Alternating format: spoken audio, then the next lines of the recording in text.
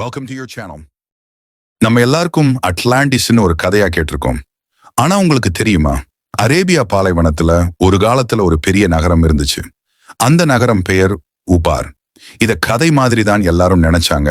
ஆனா பின்பு ஆய்வாளர்கள் சொன்னாங்க, இது உண்மையா இருந்திருக்கலாம். 10,000 வருஷத்துக்கு முன்னாடி ஓமான் நாட்டுல ருப் அல் காலின்னு சொல்லுற பெரிய மணல் பாலைவனத்திலே ஒரு செல்வம் நிறைந்த வர்த்தக நகரம் இருந்துச்சு.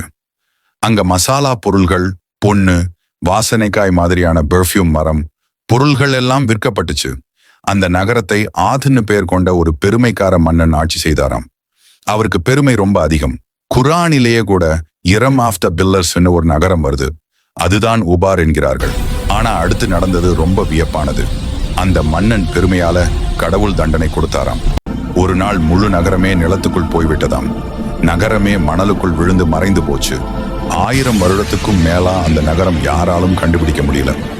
அப்படி இருக்கும்போது 1992 நாசாவின் செயற்கைக்கோள் படம் எடுத்தது. அந்த மணலுக்குள் பழைய வண்டி பாதைகள் மாதிரி சில தடங்கள் தெரிய வந்துச்சு. அதையெல்லாம் பின்தொடர்ந்த ஆய்வாளர்கள் ஒரு இடத்துக்கு போய் தோண்டினாங்க.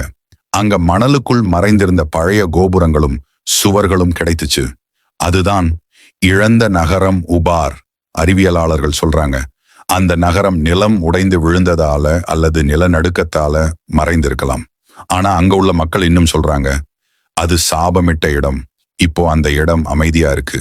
மணல் காற்று மட்டும் அடிச்சுக்கிட்டே இருக்கு. அங்க இருக்கும் இடிபாடுகள் மட்டும் அந்த நகரம் இருந்த நினைவா நிக்குது. அதனால அதை மணல் அட்லாண்டிஸ்னு சொல்றாங்க. ஏன்னா அது உண்மை, ஆனா இப்போ மறைந்து போயிருக்கு. அடுத்த தடவை யாராவது அட்லாண்டிஸ்னு கதை மாதிரி தான் சொன்னா நீங்க சொல்லுங்க. உபார் மாதிரி சில கதைகள் உண்மையா இருந்திருக்கு. அவங்க மணலுக்குள் தான் புதைந்திருக்கு. மீண்டும் கண்டுபிடிக்க காத்துக்கிட்டே இருக்குது.